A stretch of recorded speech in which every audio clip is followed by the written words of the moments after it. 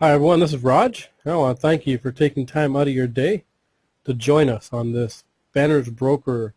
This is a live webinar, and we are going to teach you basically the question everyone asks. How do we make money?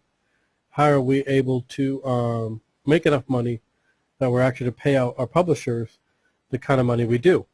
So I'm excited to be able to share this with you.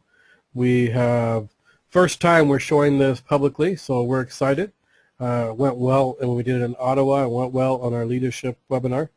And so, how publisher commissions are earned. Banners Broker, it is a new way to increase your revenue. You know, online advertising is $500 billion industry. So obviously, it's an industry that we all would like a share of, and I think you'd agree with me. So we're going to talk about our ad pub combo. You know, we have the advertiser, we have the publisher, but we're going to talk about the ad pub combo.